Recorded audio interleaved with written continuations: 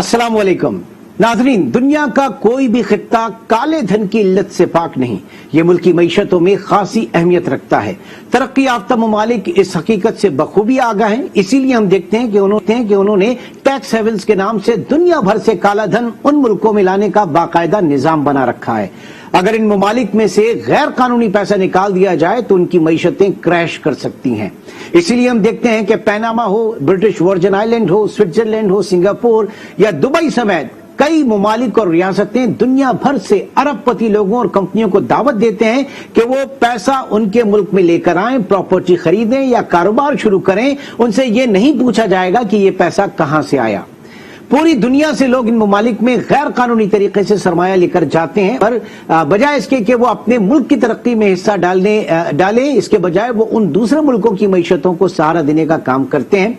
जबकि जो दूरअंदेश हुक्मरान है वो ये पैसा बाहर जाने से रोक कर अपने ही मुल्क में इस्तेमाल करने की पॉलिसीज बनाते हैं। यानी मुल्क का पैसा अपने ही मुल्क में रखने के लिए बारहा हमने देखा कि एमनेस्टी स्कीम्स का भी सहारा लिया जाता है। इसका ये हरगिज मतलब नहीं कि आप एमनेस्टी स्कीम लाकर टैक्स कल्चर को फरोग ना दें, बल्कि उसकी जो है वो हौसला शिकनी करें या फिर करप्शन करने वालों को खुली छूट दे दी जाए। मुआशी निजाम जो है वो सख्त पॉलिसियों के साथ चलते रहना चाहिए, लेकिन जरूरत पड़ने पर बिलखुसूस जब टैक्स बेस को बढ़ाने के लिए बात होती है और लामहाला ऐसे इक़दाम लेने पड़ते हैं। और पाकिस्तान में भी हमने देखा कि 1958 से और आज 2022 तक तकरीबन ये 12वीं एमनेस्टी स्कीम जो है पाकिस्तान में आई है, जिसका कल परसों प्राइम मिनिस्टर इमरान खान ने ऐलान किया। पाकिस्तान की इकोनॉमी एक ऐसी इकोनॉमी जिसका 30 से 40% सरमाया जो है वो बेजाब्ता सेक्टर में है, अनडॉक्यूमेंटेड सेक्टर में। इसे डॉक्यूमेंटेड सेक्टर में लाने की अशद जरूरत है। तो इस मर्तबा जो टैक्स एमनेस्टी स्कीम आई है पाकिस्तान में, पीटीआई दौरे हुकूमत में ये तीसरी, फर्स्ट जो वो लेकर आए थे वो asset declaration scheme, that was in year 2019। फिर 2020 में जो आई थी वो एक और स्कीम आई थी और वो थी रियल एस्टेट सेक्टर के हवाले से, कंस्ट्रक्शन सेक्टर के हवाले से, और अब जो है वो इंडस्ट्रियल सेक्टर के हवाले से। बहरहाल पाकिस्तान में ये जो कल्चर है कहां पर जा रहा है और सिस्टम इसके लिए मुनासिब है या सिस्टम का ये फेलियर है, ये जानेंगे। हमारे साथ मौजूद है साबिक चेयरमैन एफबीआर शब्बर जैदी साहब। सर बहुत शुक्रिया आपके वक्त का। सबसे पहले तो मैं ये जानना चाहूंगा कि तकरीबन 64 साल में 12वीं टैक्स एमनेस्टी स्कीम, जिस अगराज व मकासद के लिए एमनेस्टी स्कीम लेकर आई जाती है, इसका मतलब है पाकिस्तान में सरासर वो फेलियर है। इसीलिए हर हुकूमत, खान साहब भी बहुत मुखालिफ थे, लेकिन उनकी अपनी हुकूमत में ये तीसरी एमनेस्टी स्कीम है। शब्बर साहब। देखिए इमरान साहब, थैंक यू वेरी मच, आपने मुझे मौका दिया। कोई भी मुल्क जब एमनेस्टी स्कीम या टैक्स की इम्यूनिटी स्कीम को लॉन्च करता है तो वो सबसे पहले वो इस बात को एक्सेप्ट कर रहा होता है एज ए स्टेट कि हम इस मुल्क में टैक्स को, निजाम को पूरी तरह इम्प्लीमेंट नहीं कर सके, इसलिए हम ये दे रहे हैं। और दूसरी बात वो ये भी एक्सेप्ट करता है कि अभी भी इस वक्त जो काला पैसा है या ग्रे मनी है, जो अनटैक्स मनी है, हमारे पास उसको कलेक्ट करने की सलाहियत नहीं है, हमारे सिस्टम में वो सलाहियत नहीं है कि हम उसको कलेक्ट कर सकें। इसलिए हम लोगों को एक पर्टिकुलर इंसेंटिव देके उसको हम टैक्स के सिस्टम में लाना चाहते हैं। ये बुनियादी तौर पर रियासत की नाकामी होती है और दुनिया में बहुत कम कंट्रीज हैं जो इस तरह करते हैं, और हमने ये किया है और हमें इस बात का पूरी तरह इदराक है कि ये कोई अच्छा कदम नहीं होता है ऑन दी सिंपल बुनियादी उसूलों पर, माशी उसूलों के बुनियाद पर। ठीक, ये भी फरमाइएगा, क्या जो मकासद इस वक्त कहे जा रहे हैं, जो अपलिफ्ट करना है पाकिस्तान में इंडस्ट्रियल सेक्टर को ताकि लोगों को रोजगार मिले, और फिर जो एक्सपेट्रिएट पाकिस्तानी है, बैरून मुल्क मुकीम पाकिस्तानी, वो भी अपना पैसा लाकर लगा सकते हैं, यहाँ पे 5% के ऊपर ब्लैक मनी वाइट हो सकती है, क्या इससे सपोर्ट मिलेगी? क्या पिछली 2 स्कीम, टैक्स एमनेस्टी स्कीम इसी हुकूमत की, वो बराबर साबित हुई थी, उनसे वो रिक्वायर्ड रिजल्ट्स मिले थे?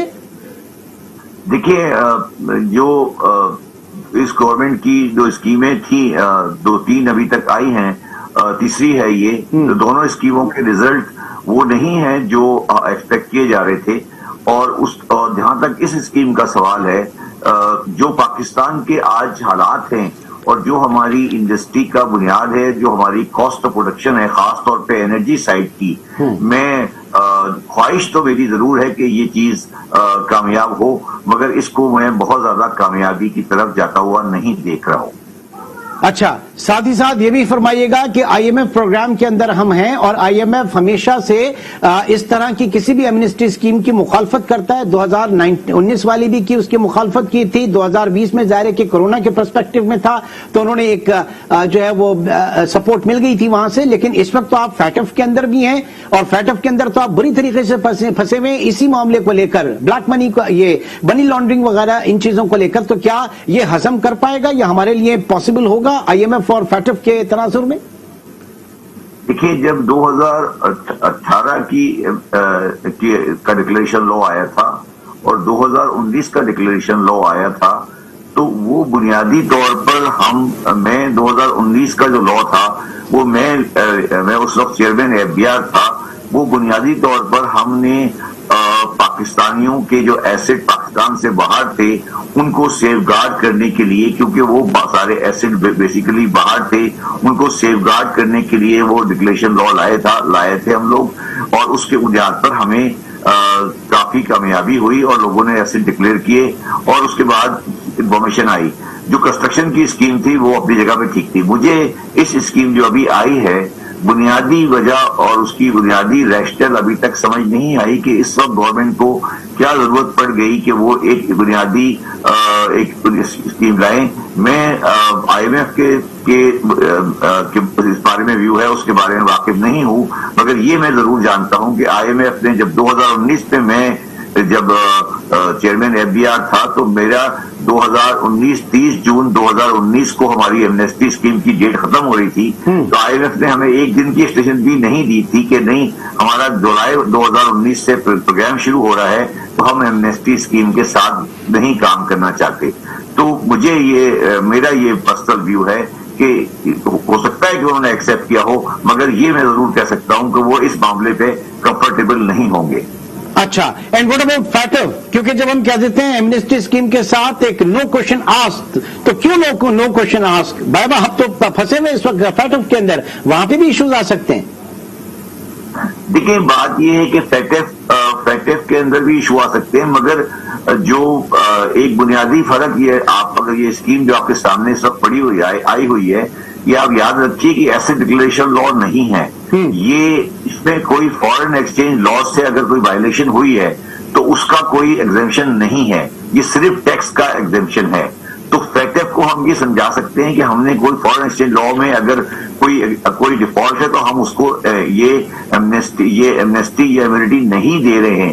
یہ جو ابھی آج اسکیم آپ کے سامنے ہے یہ ڈکلیریشن لا نہیں ہے، یہ انکم ٹیکس کی ایگزیمپشن ہے صرف، اور اگر کسی کا پیسہ فیٹف کے معاملات میں باہر کسی طریقے سے پھنسا ہوا ہے تو اس کو اس ایمنسٹی سے کوئی فائدہ نہیں ہوگا، اور لوگوں کو یہ دھیان رکھ لینا چاہیے کہ یہ اس کرمنل منی کے لیے نہیں ہے، یہ صرف ان ٹیکس منی کے لیے ہے۔ اچھا، اب بڑا شکریہ آپ نے اس کو کلیئر کیا۔ آگے بڑھتے ہیں۔ سرمایہ کاری 30 سپٹمبر 2022 سے قبل کی جائے، اسٹیٹمنٹ جو ہے 2022 30 سپٹمبر کا، اور جو کمرشل پروڈکشن ہے وہ 30 جون 2024۔ کیا ممکن ہوگا پاکستان میں کوئی ایسی فیکٹری لگانا، انڈسٹری لگانا، اس کے بعد جو یوٹیلیٹی آپ کی سہولیات ہے، پھر given electricity crisis, gas crisis, یہ ساری چیزیں ان کو دیکھتے ہوئے کوئی آئے گا پاکستان میں اس وقت اگر ایون اس کے پاس بلیک منی ہے بھی تو کیا وہ لگانے کی طرف، انڈسٹریز کی طرف؟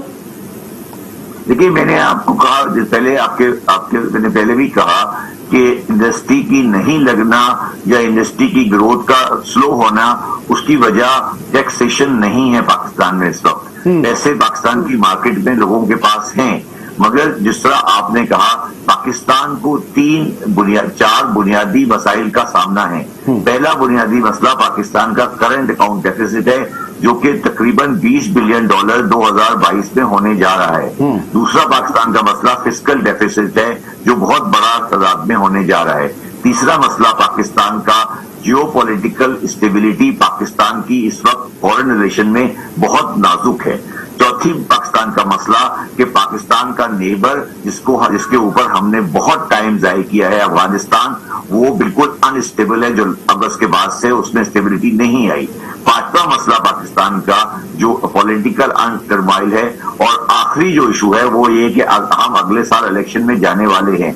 इस माहौल में और इलेक्शन में जाने के बाद हमारे माशरे में जो इस वक्त एकदम पोलराइजेशन है between the parties on the economic front, तो इस पोजीशन में कोई भी long term industrial plan viable नहीं है। तो आप अगर ये समझते हैं कि कोई कारोबारी आज के माहौल में पाकिस्तान में लॉन्ग टर्म इंडस्ट्रियल इन्वेस्टमेंट करेगा, तो उसका मतलब है कि वो पाकिस्तान के बुनियादी और मारूजी हालात से वाकिफ नहीं है। अच्छा, जरा कुछ नंबर्स के ऊपर आ जाते हैं। आपने कहा कि करंट अकाउंट डेफिसिट 20 अरब डॉलर के करीब पहुंचना चाह रहे हैं, तो ये वही सफर था जो 2018 में जब ये हुकूमत आई थी, उस वक्त ऑलमोस्ट यही अमाउंट, ये इतना बड़ा गैप उसको मिला था, और अब वहीं पर ये सारे जतन करके जो है वो खुदा न खास्ता बदल न खास्ता जो है वो जा सकते हैं। ये एक बहुत बड़ा मसला होगा पाकिस्तान के लिए।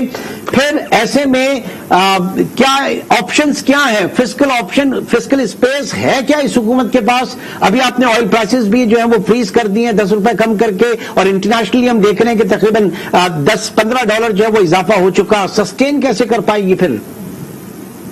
देखो इमरान, बात यह है कि जो फिस्कल डेफिसिट है या लोकल ऑयल प्राइसेस है या बिजली की कीमत है, उसको तो मैं मैनेज कर सकता हूं, क्योंकि वो मुझे रुपए में ही देना है और रुपए में ही अर्न करना है और लोगों से रुपए में ही लेना है।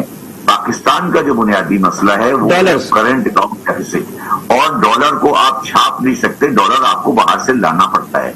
पाकिस्तान जिस सिचुएशन में आज है डॉलर के लिहाज से, जो 20 बिलियन का शॉर्टफॉल होने जा रहा है, इसको भी मैं बर्दाश्त कर लूंगा, मुझे ये मसला भी नहीं है। ये शायद इस झटके को मैं बर्दाश्त में कर लूं। मुझे जो प्रॉब्लम नजर आ रही है, जो कि हमारे सियासतदानों को और हमारे मईशतदानों को नजर नहीं आ रही, वो ये है कि मुझसे आज मैं और आप बैठते हैं, और हम अगर संजीदा लोग हैं तो आप मुझे ये बताइए कि 2023 में हमारी पोजीशन क्या होगी। अगर हम 2022 में 20 बिलियन डॉलर का डेफिसिट करने जा रहे हैं, तो हम अपना तकरीबन आधा रिजर्व कंज्यूम कर देंगे, जो हमारा इस वक्त फॉरेन एक्सचेंज का रिजर्व है। अगर 23 में भी मेरा ये शॉर्टफॉल 20 रहा और 20 से ऊपर रहा, और 24 में भी मेरा ये शॉर्टफॉल 20 से ऊपर रहा, तो पाकिस्तान की माशी पोजीशन वो होगी जिसका जो अल्फाज में इस्तेमाल करना नहीं चाहता। तो सर, ये डेफिसिट फाइनेंसिंग के लिए फिर क्या ऑप्शंस रह जाएंगे हमारे पास? सुन ले मेरी बात जी। पाकिस्तान के मईशतदानों, पाकिस्तान के अवाम, पाकिस्तान के सियासतदान, पाकिस्तान का मीडिया निहायत बेहिसी की इस वक्त सिचुएशन से गुजर रहा है। जो बुनियादी मसला पाकिस्तान का है, जो कि 20 बिलियन डॉलर का करंट अकाउंट डेफिसिट है, वो कोई डिस्कस नहीं कर रहा। हम बिला वजह की बातें कर रहे हैं, हमें कोई इदराक नहीं है इस बात का कि मुल्क किस तरफ जा रहा है। अगर 22 और 23 और 24 में ये जो पोजीशन है, देखिए इमरान, बड़ी सिंपल बात है। हम अनरियलिस्टिक बात जरूर कर सकते हैं, मगर मुझे तकरीबन हम प्रेडिक्ट कर सकते हैं कि एक्सपोर्ट जो है वो 32 से 32 की होगी, और आगे अगले साल में जाके 33 हो सकती है, उसके बाद चले लेस से 40 भी हो सकती है। मगर जिस तरह हमारा इंपोर्ट का बिल बढ़ रहा है, तो वो अगर इंपोर्ट का बिल वो गैप इसी तरह रहा, तो पाकिस्तान अपनी बहुत ही संगीन सिचुएशन में जा रहा है, जो मुझे बिल्कुल साफ नजर आ रही है। मुझे कोई इसमें दो राय नहीं है मेरे जहन में, मैं बड़ा क्लियर हूं, और ये बात मैं पहले कोई तकरीबन 3 महीने से लोगों को कह रहा हूं कि मुझे बिल्कुल आगे की पिक्चर बिल्कुल साफ शफर साहब, वे आउट भी तो बताइए। वे आउट मैं बता देता हूं आपको।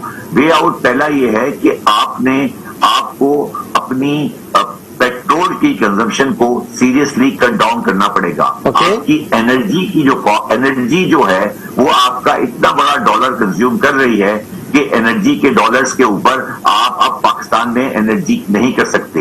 वो एनर्जी 2 शक्ल में है, एक आपकी पेट्रोल, गाड़ियों के लिए पेट्रोल, और दूसरा एनर्जी आपकी पावर प्लांट के लिए। उसको आपको कट डाउन करना पड़ेगा और कोशिश ये करनी पड़ेगी कि फ्रीज हो। दूसरा आपका बहुत बड़ा इंपोर्ट का बिल है, वो है आपका कुकिंग ऑयल का, उसमें आपको उसके ऊपर भी कट डाउन करना पड़ेगा। तीसरा आपका बहुत बड़ा बिल है चाय का। इमरान, आप समझते हैं कि पाकिस्तान में इस वक्त پاکستان دنیا کا سب سے بڑا امپورٹر ہے چائے کا. اس کے بعد آپ کو یہ فورن ٹریولنگ جو آپ دبئی جاتے ہیں ایمریٹ سے بیٹھ کے بزنس کلاس میں, اور ہم زیادہ 6 فلائٹیں ہمارے پاس فورن کی آ رہی ہیں, آپ کو اندازہ ہے کہ یہ پیسے $5 کون دے رہا ہے؟ تو یہ جو پاکستانی قوم نے بلا وجہ کی عیاشی لگائی ہوئی ہے, یہ عیاشی اس قوم یعنی ہمیں ہر حالت میں جو ہے اپنے آنا پڑے گا, کرنا پڑے گا. ساری چیزیں شبر صاحب نے اس وقت ہمارے ساتھ ڈسکس کی, اور پروگرام میں وقت کی کمی اس وقت سامنے آ رہی ہے. انشاءاللہ آپ سے ناظرین پھر ملاقات ہوگی. اپنا بہت خیال رکھیے گا. اللہ حافظ.